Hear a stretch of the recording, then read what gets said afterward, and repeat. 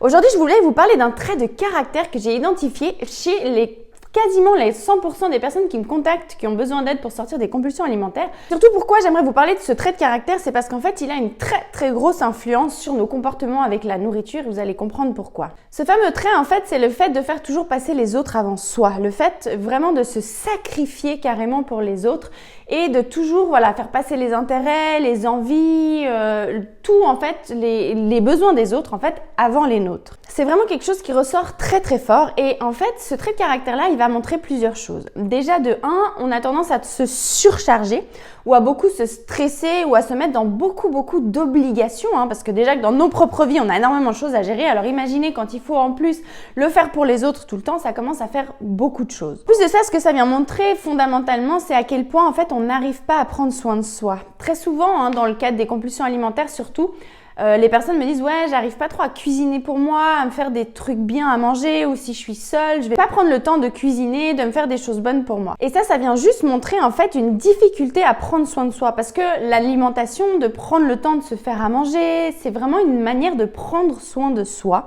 Alors je dis pas que c'est obligé, on n'est pas obligé tout le temps cuisiner, mais dans le sens où ça fait vraiment partie des traits de caractère où on voit qu'on se délaisse fondamentalement. Où vraiment je vois les personnes qui ont du mal à vraiment prendre du temps pour elles, à dire non à certaines choses pour se laisser du temps à elles-mêmes et surtout en fait finalement qui finissent par en oublier qu'est-ce qui compte vraiment pour elles? Qu'est-ce que moi j'ai vraiment envie de faire? Qui je suis vraiment? Qu'est-ce qui compte pour moi? Quels sont mes véritables besoins? Et surtout de pouvoir y répondre. Parce que qu'est-ce qui se passe quand on fait passer toujours les autres avant nous, quand on s'oublie complètement, quand on s'épuise beaucoup, à donner beaucoup?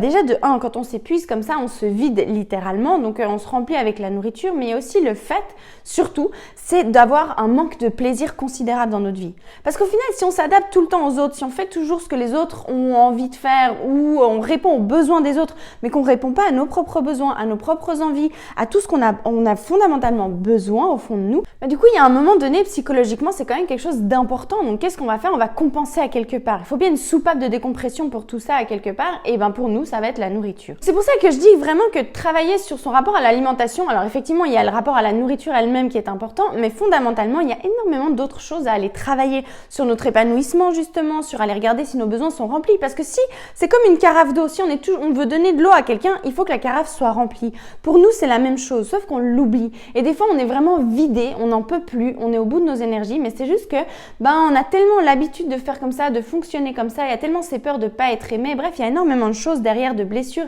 qui viennent montrer ce comportement-là, mais qui font qu'on n'arrive pas à s'empêcher de le faire. Et du coup, qu'est-ce qu'on fait? Nous, on compense avec la nourriture. Et il y a un moment donné, il faut bien, comme je disais, cette soupape de décompression. Et vous verrez, en fait, que quand vous comprenez pourquoi vous mangez comme ça, de vous dire, en fait, cette nourriture, elle m'a quand même bien aidé finalement à garder un certain équilibre, pour trouver déjà du plaisir, pour décompresser, pour plein de raisons.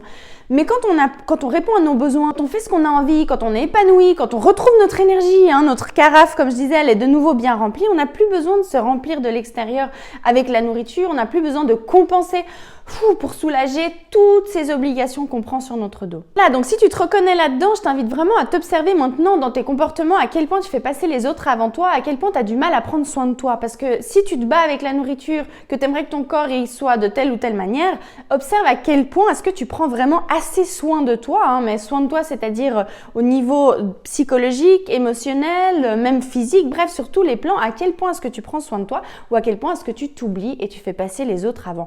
Et ça va te démontrer vraiment déjà une part très importante des raisons qui font que tu n'arrives pas peut-être à t'empêcher de manger certaines choses, de trouver du plaisir dans la nourriture, d'être attiré par le chocolat, par les biscuits, par le McDo, par la malbouffe. Tout ça, c'est un gros trait qui a une immense influence. Et à quel point aussi tu t'épuises et tu t'infliges beaucoup d'obligations. Je t'invite vraiment à observer ça et à regarder ce trait de caractère, à quel point il influence ton rapport à la nourriture. Après, c'est des choses qui sont pas toujours évidentes à prendre conscience et non plus à savoir comment travailler dessus et comment les libérer. Et c'est pour ça que j'ai créé des programmes. Là, en l'occurrence, je vais bientôt accoucher, donc la prochaine session d'accompagnement, en tout cas avec moi, sera, je pense, en juillet. Et d'ici là, il y a le programme en ligne. Si tu as besoin d'aide, si tu as besoin vraiment de guérir toutes ces blessures, tout cet émotionnel, ton rapport à la nourriture et de pouvoir te sortir de tous ces enfermements, si jamais, je te mets les liens en dessous de la vidéo, tu pourras accéder pour voir ce que je te propose pour pouvoir t'en sortir. Ma façon de procéder, c'est vraiment de travailler sur soi, de répondre à ses véritables besoins, d'être en harmonie à l'intérieur pour que naturellement le comportement avec la nourriture s'apaise. C'est comme ça que ça fonctionne et c'est comme ça qu'en fait on peut enfin manger naturellement, que ce soit facile et qu'on peut manger de tout. Et qu'on arrive à mincir quand même.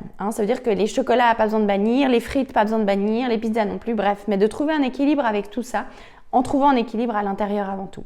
Voilà, j'espère du fond du cœur que cette vidéo t'aura aidé. En tout cas, pose-toi bien ces questions, observe-toi bien dans tes comportements ces prochains temps, regarde à quel point tu t'oublies et peut-être tu fais passer les autres avant et à quel point surtout ça t'épuise. Et essaie quand même de répondre un petit peu à tes besoins, d'essayer de prendre soin de toi un peu plus. Voilà, donc je te souhaite de passer une merveilleuse journée et je me réjouis de te retrouver pour une prochaine vidéo. À bientôt, ciao ciao!